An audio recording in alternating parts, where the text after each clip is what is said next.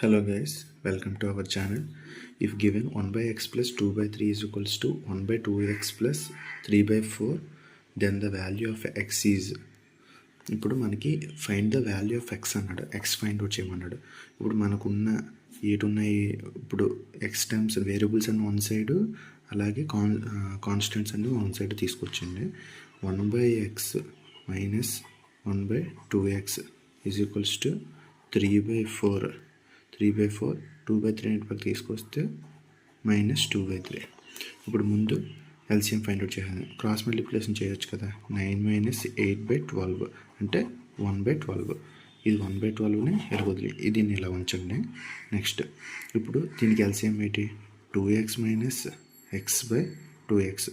ఏదైతే largest number ఉంటుందో డినామినేటర్లోనే ఆ టర్మ్నే ఎల్సిఎం అనేసి అంటారు అక్కడ. ఎప్పుడైనా ఎక్కడైనా కూడా.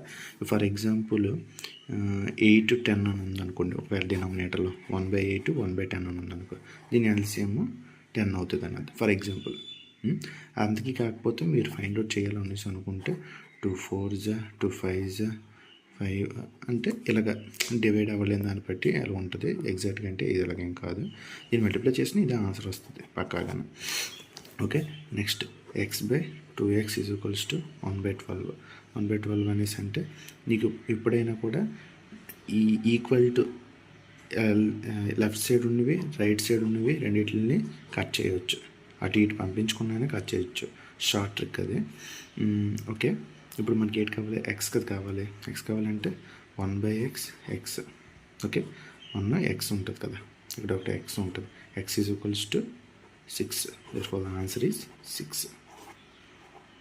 మీకు కానీ వీడియో నచ్చినట్టయితే లైక్ చేయండి, షేర్ చేయండి. Thank you.